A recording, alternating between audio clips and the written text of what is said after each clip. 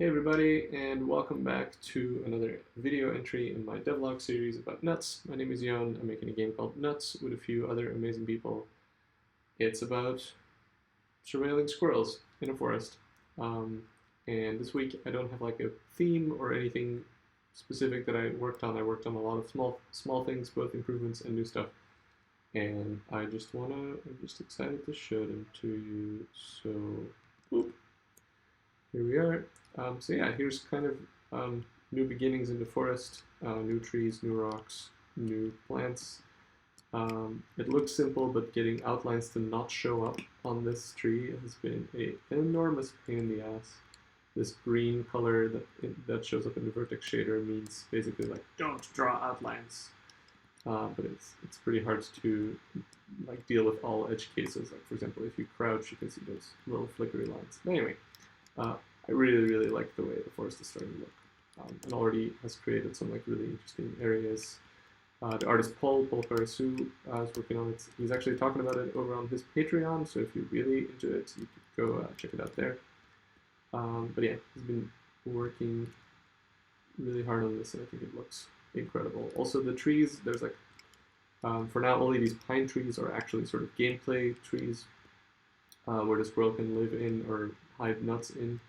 But they're kind of moved all over, and I wrote a quick generator that generates, that just picks two trees and goes from A to B. So the game's actually playable and able to surprise even me because I don't actually know where the squirrel is going this time. The new house is so cool, looks amazing, and is based off of a polar research center in Greenland, I think. You should ask Paul, but I just think it looks amazing. And a really cool thing, and that's where we're going to start, is it has an upstairs jackpot. And I found this flag. Another new thing is I have this little locator, so I actually found a way to just give all the information you need to play this version of the game, which is effectively a demo, just with gameplay objects. The rotating flag is kind of annoying, but the locator, the little remote thing, is probably going to be used for a whole bunch of stuff, but right now it's just a number that shows you the distance to the starting point of the squirrel's path, basically like where the squirrel has the nest and where he lives. And so this is lowest number when you're the closest, so it's definitely this tree. So I'm just going to put the flag there, and now I know, and I don't actually need the locator anymore. And that's a pretty good spot for us to put camera on the roof, which of course we are able to do, and we're going to do because it rules. And aim. This is actually almost good. I'm lucky with the placements. Yeah, more new stuff. I added these little tooltip tutorial thingies on top. They're very, placeholder as just a random open source public domain font that I found on the internet, but I do kind of like it. I actually just got it to use it on the VCR. There's this mailbox. I'll show you what it does in a second. It just says enter result. And there's some basic tutorialization here. It's like starting out, you set up your station. During the night, you do this. During the day, you do that. And print out a snapshot of where the squirrel goes every night is your mission. We have this printer. Let's put the printer over here in the kitchen. If you remember the hammer from last time, just so we don't accidentally pick up any tables, because it's very annoying when you do. Boop. Hammer down the printer or not. These TVs are in a pretty good spot already. And we'll put the last one just here. And put that on channel 3. And then we'll sit down and wait for next. Alright, headphones here. Let's do this and zoom and then play.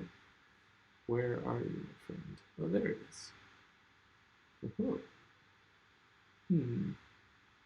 It is going way into 2 on the right side. And then a little bit more. Okay, let's go get it. Or follow it. We wake up. Oh my god, we've slept so good. It's morning again. So are you camera 2 or camera 1? Which one is camera 2? So yeah, it goes just, what, oop, got stuck in a bush for a second. That like opening and closing animation bugs out a lot, so probably have to fix that at some point. Maybe something like this, move the flag, maybe it's somewhere cooler, like on this rock.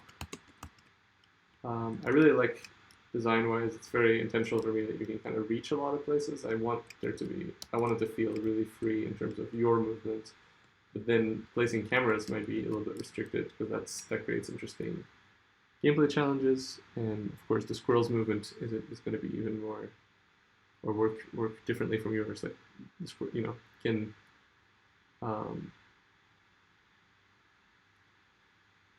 jump pretty far and stuff, climb trees, obviously, which you won't be able to do. Oh, and then it goes right. Okay. Boop, boop.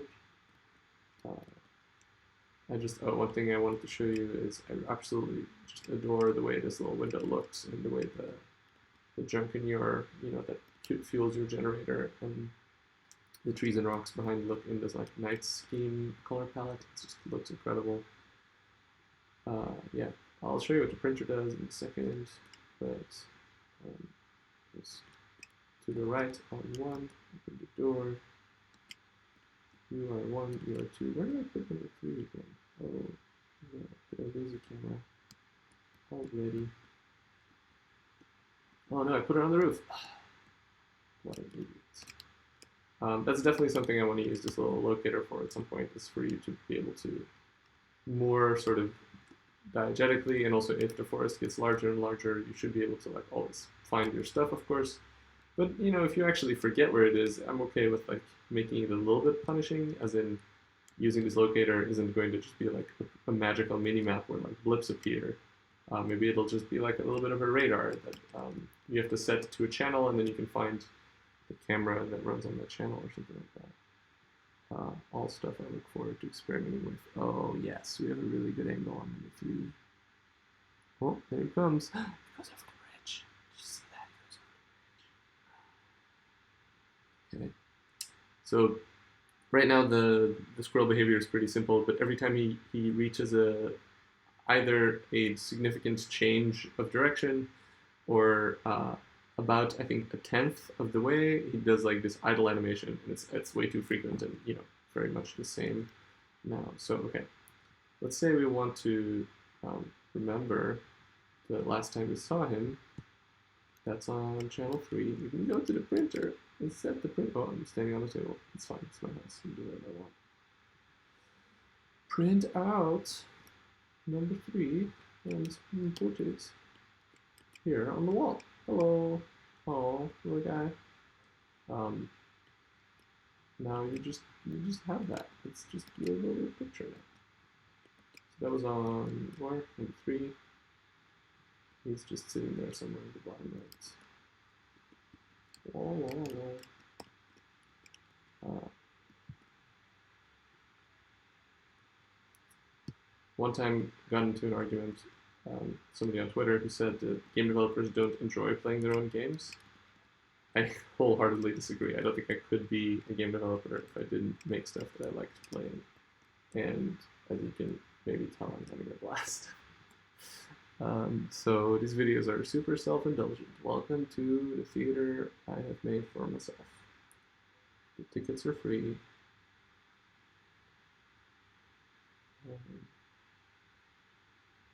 Did I mess up?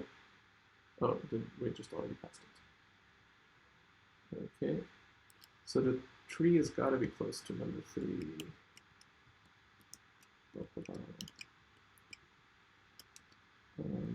So we're going to do this one. So it's probably either that one. Let's take a little risk here.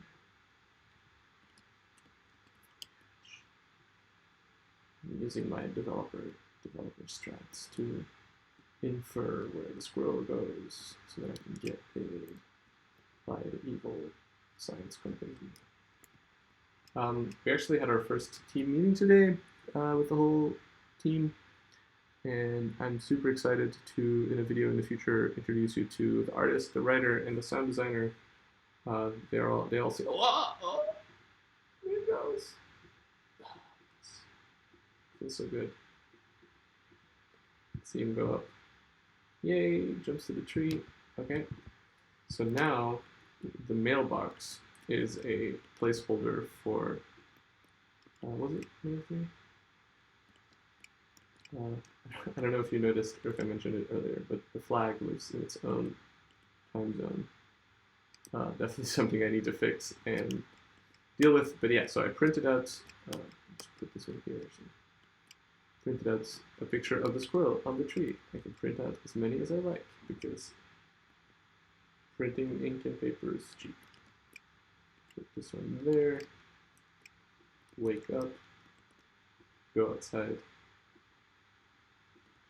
And play this janky animation. Oh my god, we did it. So the 60% is just, I'm using a few different vectors, like based on your distance to the squirrel and how much in the center he is. I'm not sure I'm going to keep that, but it's kind of nice to get this like granular result. But if the squirrel wouldn't be, you know, if I didn't photograph it while it was in the tree, or if I didn't, like let's say I print out number 1 instead, I should get 0%. Boop, boop, boop, boop. But so you know, there should be like a minimum of pass fail, like you did the thing, hooray. Oh, or 40. Well, something's clearly broken. But I'm just using a few different methods to verify whether you've actually found the squirrel at the right time. Just to sort of prove that you've solved the puzzle. I think I really like that as a way that you have to print it out and actually, I don't know, put it in an envelope and send it to your bosses or attach it to an email. Like those are all things I look forward to figuring out. Kind of like this like weird faux 90s sort of the era where like shitty printers and VHS tapes and CRT monitors all lived together, but also were like clearly on the way out. Like this kind of, I wanted to feel almost more like an early DVD player than a VCR player or something. Still lots to figure out. A really big thing I did, last thing I want to mention, is worked on controls and tutorialization. So touch controls now fully work on touch devices. Gamepads also work on touch devices, so you can play on an iPhone with a controller, which is really sick. But yeah, so the game knows which controller you're currently actively using. So if I, for example, use touch to look around and then use keyboard again, it just swaps this tutorial panel here on the wall with the right information. And it even looks up, like interact, for example, is my name for most actions you do with the left mouse button. So interact is linked to the left mouse button, but it actually does a proper lookup. So if I make a screen that lets you remap controls, for example, for accessibility reasons or just player preference, I have already, laid the foundations for a way that I can like make that show up correctly, so that when you hover over a thing and you've changed, which button does what, it'll show the right icon. So my localization library, which I'm using I2L or I2 localization from the asset store, and Rewired, which is an input library, are talking together nicely. And with that, I think I will leave you. Oh my god, is this how my camera has been looking the whole time? I hope this video is going to be usable. That's how it goes when you're a famous YouTube celebrity. Okay, thank you for watching, and stay in touch.